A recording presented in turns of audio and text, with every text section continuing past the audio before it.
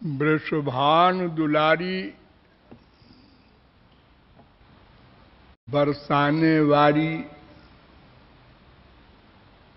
राधा रानी, ये नाम तो सभी जानते हैं,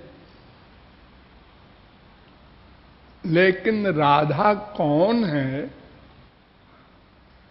ये बहुत कम लोग जानते हैं।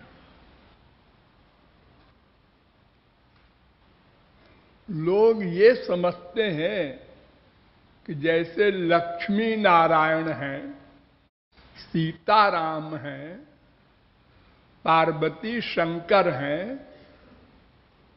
ऐसे ही राधे श्याम हैं। ऐसे ही बोला जाता है, राधा कृष्ण, राधे श्याम। अर्थात ये समझते हैं कि जैसे लक्ष्मी महाविष्णु की अर्धांगिनी है, स्त्री हैं, जैसे पार्वती भगवान शंकर की स्त्री हैं, ऐसे ही राधा भी श्री कृष्ण की स्त्री होंगी। ऐसा भ्रम है, किंतु ऐसा नहीं है।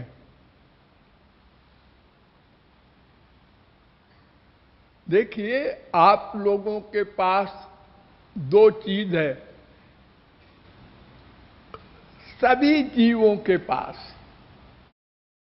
वो कुत्ते बिल्ली गधे कोई हो, एक शरीर एक आत्मा,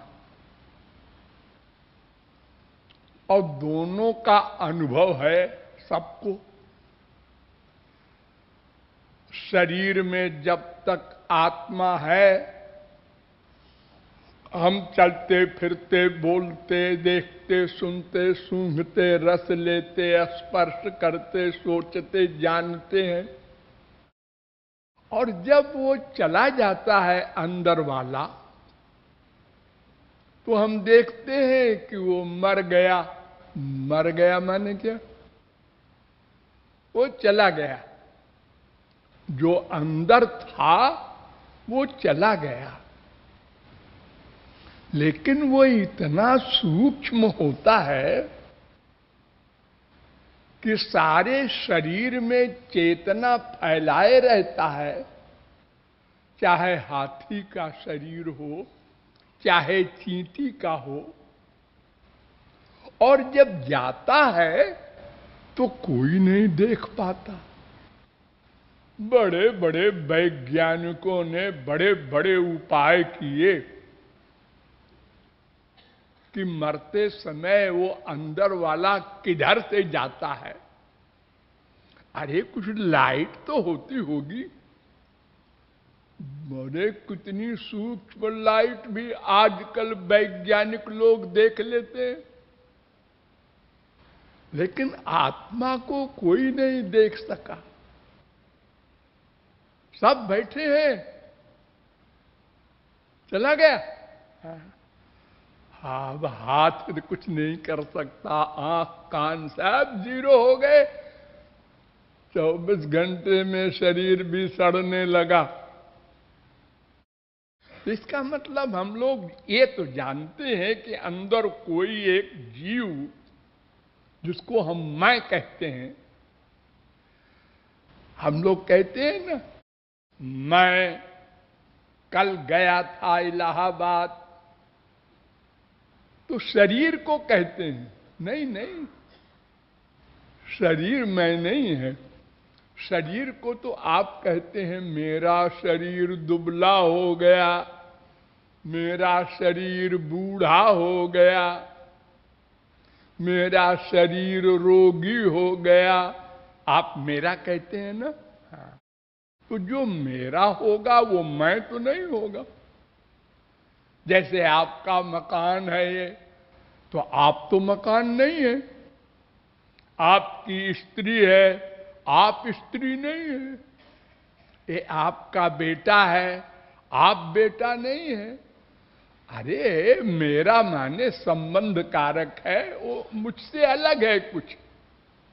मेरा शरीर, मेरा मन, ये भी अलग है मैं से।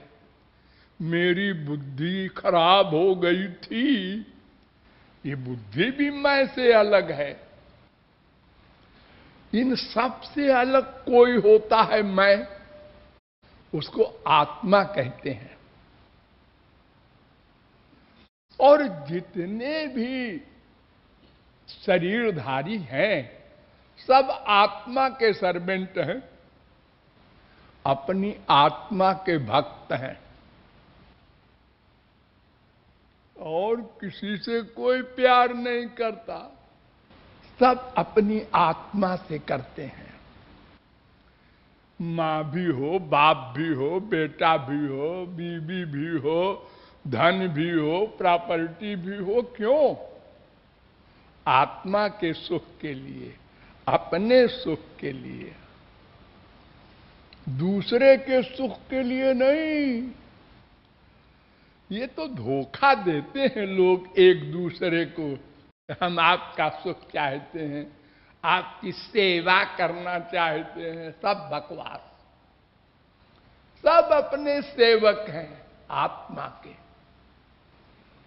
नवा अरे सर्वस्य कामाय सर्वम प्रियम भवति, वेदों का चैलेंज है। कोई किसी के सुख के लिए किसी से प्यार नहीं करता, अपने सुख के लिए। हमारी इच्छा पूरी करते गए पिताजी, बड़े अच्छे हैं, प्यार हो गया। हमारी इच्छा के खिलाफ प्रॉपर्टी दूसरे को दे दिया, गोली मार देंगे। रे रे रे रे क्या हो गया? हे हमारी बीबी कैरेक्टरलेस हो गई, तलाक दे देंगे। अरे एक दिन तो कह रहे थे हम तुम्हारे बिना नहीं जिएंगे। हजी वो सब धोखा था। हम तो अपना सुख चाहते हैं। वो चाहे स्वर्ग का देवता हो, चाहे मृत्युलोक का मनुष्य हो, चाहे वो नापदान का कीड़ा हो, सब अपना सुख चाहते हैं। क्या करें कि हमको सुख मिले? पिताजी को बेवकूफ बनावे तो ये मोटरसाइकिल मिल जाएगी। तो क्या बोले? ऐसा बोले, नहीं इससे तो नहीं देंगे, फिर ऐसा बोले। अनेक तरकीबें हम करते हैं, मां से, बाप से, बीवी से, बेटे से, पति से, कि हमको सुख मिले। भावार्थ ये कि सब अपनी आत्मा के सर्वेंट हैं। ये शरीर, इंद्रियां, मन, बुद्धि, सब ये सब मिलके आत्मा को सुख देने के लिए प्रयत्न कर रहे हैं। और ये प्रयत्न करते करते अनंत जन्म बीत गए, लेकिन आत्मा ने कह दिया ये हमारा सुख नहीं है। क्या है तुम्हारा सुख भाई? मुझे ये पता नहीं है। अरे मैं भगवान का अंश हूं, मेरा वो सुख है। जब वो मिल जाएगा तो मैं कह दूंगा बस अब कुछ नहीं चाहिए। वो तुलसी, सूर, मीरा, कबीर, नानक, तुकाराम, शंकराचार्य, वल्लभाचार्य को मिल गया आनंद, वो वाला।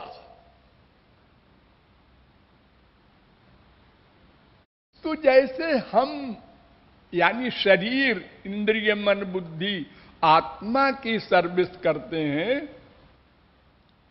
ऐसे इस आत्मा की आत्मा है परमात्मा श्री कृष्ण। कृष्ण में नमवेहित्व महात्मान सखिलात्मनाम जगद्धिताय सोप्यत्र देही वा भाति मायया। जीव के जीव, सुख के सुख राम। हमारी आत्मा भगवान, हम उनके अंश हैं ना। तो हम उनके शरीर हैं, हम माने आत्मा, और आत्मा की आत्मा है परमात्मा, लेकिन हम ये भूल गए और हमने संसार को मान लिया अपना, इसमें सुख है, और भाग पड़े। ये भी मिल गया, हाँ मिल तो गया लेकिन सुख नहीं मिला। ये भी मिल गया, हाँ मिल गया लेकिन सुख नहीं मिला, शांति नहीं हुई। अरबपति हो गए, खरबपति हो गए, लेकिन और डिप्रेशन बढ़ गया। अब नींद नहीं आती, नींद की गोली खानी पड़ती है अरबपतियों को। गरीब लोग खर्राटे में सोते हैं अपने छोटे से कमरे में, उन अमीरों को बड़े बड़े महलों में नींद नहीं आती। तो फायदा क्या हुआ?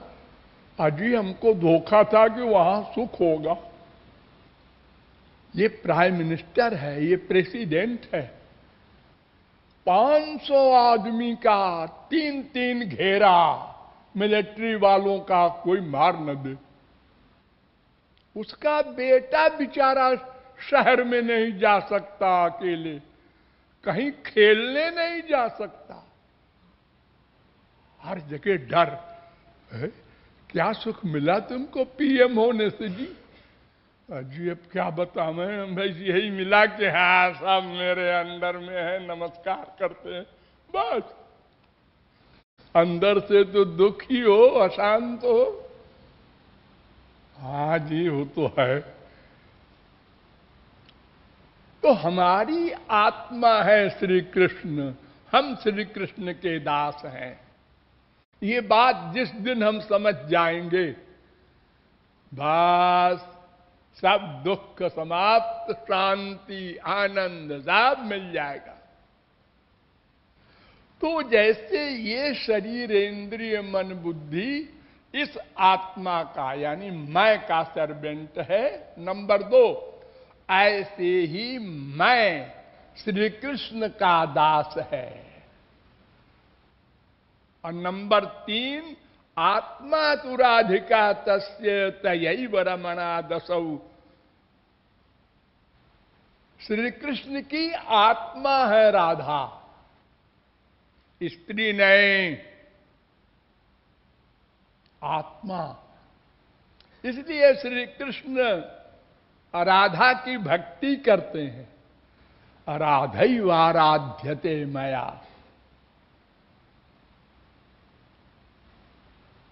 एक बार द्वारिका में 16,108 स्त्रियों के साथ रहते हुए श्री कृष्ण ने सोते हुए राधे राधे राधे ऐसे कहना शुरू किया।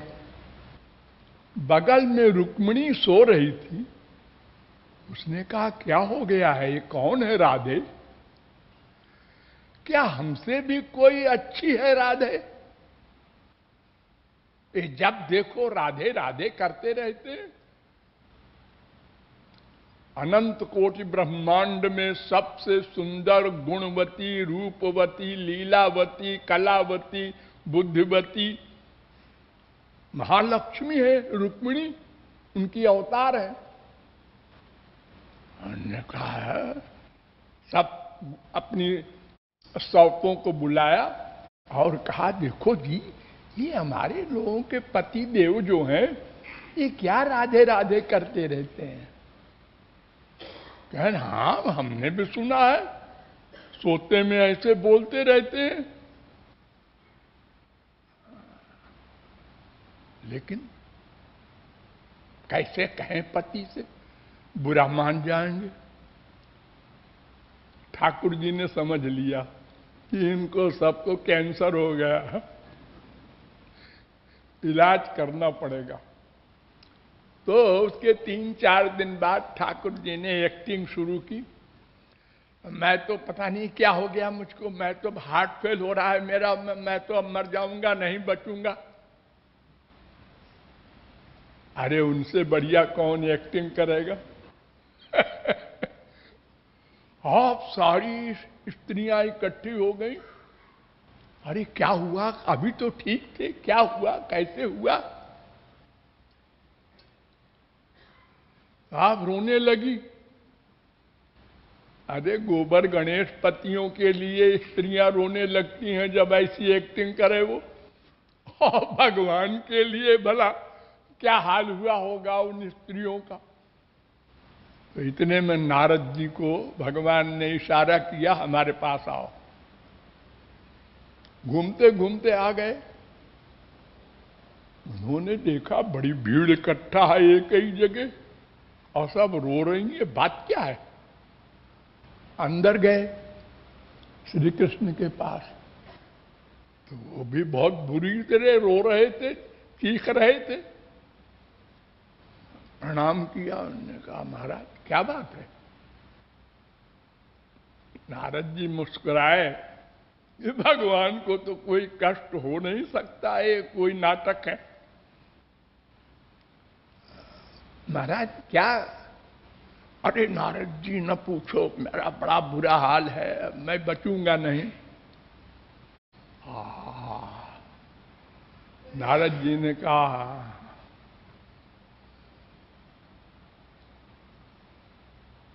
महाराज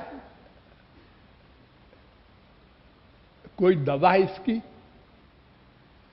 अरे जब आप ही ने बीमारी पैदा की है तो आप ही दवा जानते होंगे। ने कहा नारद जी अगर कोई भक्त अपनी चरण धूली दे दे तो मैं अच्छा हो जाऊं।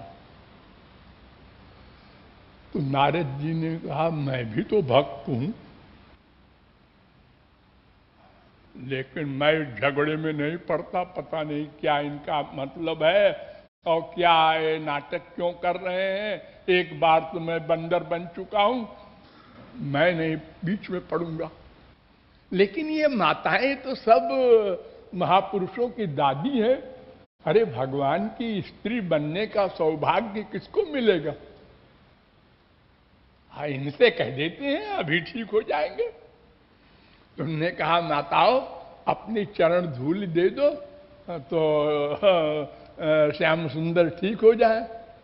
उन्होंने कहा नारद जी गड़बड़ है क्या? अरे कोई स्त्री अपने पति को चरण धूली जानबूझ के दे तो लोग क्या कहेंगे? और फिर नरक मिलेगा।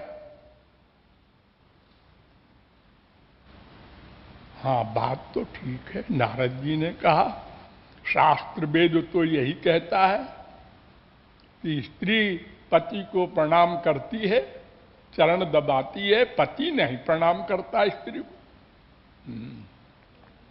अब क्या करें? उन्होंने कहा महाराज वो कौन सा भक्त है उसका नाम बता दीजिए तो वहीं जाकर के ले आवे चरण धूली। तो उन्होंने कहा कि ब्रज में है, वहां चले जाओ, निरे महापुरुष है वहां पर, सारी ब्रज गोपियां। नारद जी ने कहा है ब्रज में कौन से बाबा है? एक दुर्वासा है, दुर्वासा के पास जाऊं? अरे नहीं नहीं दुर्वासा नहीं, राम ब्रज गोपियां हैं। वो तो गृहस्थी है, सबके बाल बच्चे, वो कौन से बाबा हैं, जगत गुरु हैं। अब चलो चलते। तो नारद जी बूढ़े बन के लठिया लेके ब्रज में घुसे तो सारी गोपियां कहती हैं अरे नारद जी आप बूढ़े कब से हो गए? उन्होंने कहा अरे ये तो हमको पहचान गई। ने कहा कि आप सब ब्रज गोपियां हैं ना? हाँ हाँ। हम कुछ हमारे प्रियतम का हाल कुछ खबर लाए हो? वहां गए थे क्या द्वारिका? हाँ हाँ वहीं से आ रहा हूं मैं। अच्छा अच्छा बैठो बैठो। अरे भाई कुछ खबर बताओ, श्याम सुंदर का हमारे क्या हाल है? उन्होंने कहा बहुत सीरियस है। हाँ क्या हुआ? अरे ऐसे दर्द है उनको है और ये है वो है। तो कुछ करो नारद जी। वो उन्होंने हमको इसीलिए भेजा है तुम लोगों के पास कि अगर तुम लोग चरण धूली दे दो तो ठीक हो जाए। मैंने कहा अच्छा। सब ने पैर फैला दिया, ले जल्दी ले जाओ। तुम लोग क्या कर रही हो पता है? भक्त दास होता है तो स्वामी को चरण धूल देगा, ये कभी हुआ है? ने कहा नारद जी ये लेक्चर बाद में देना, जल्दी ले जाओ उनको ठीक करो। अरे नरक मिलेगा ना, यही कहना चाहते हो? अनंत बार नरक भोग चुके हैं, एक बार और सही हमारे प्रियतम ठीक तो हो जाए। नारद जी ने कहा ओ इनका इतना प्रेम। उन्होंने कहा पहले मैं ही लगा लूं। और जल्दी से पोटली भरकर 1 सेकंड में पहुंच गए द्वारिका और ठाकुर जी को लगाया। ठाकुर जी मुस्कुराते हुए बैठ गए। अरे वो तो एक्टिंग थी। रुक्मिणी वगैरह ने पूछा नारद जी ये कहां से लाए हो? कहे ब्रिज में वो राधा रानी की नौकरानियां थीं। राधा रानी? हाँ ये राधे राधे तो करते हैं रात में, उनकी नौकरानियों का ये कमाल है, उनका क्या होगा?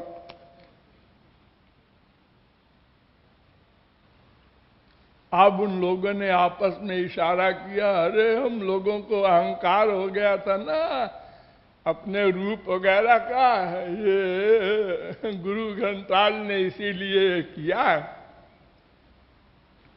तो राधा रानी का स्थान रुक्मिणी वगैरह से बहुत ऊंचा है। रुक्मिणी के पूज्य हैं श्री कृष्ण के पूज्य हैं राधा रानी। ऐसी राधा रानी की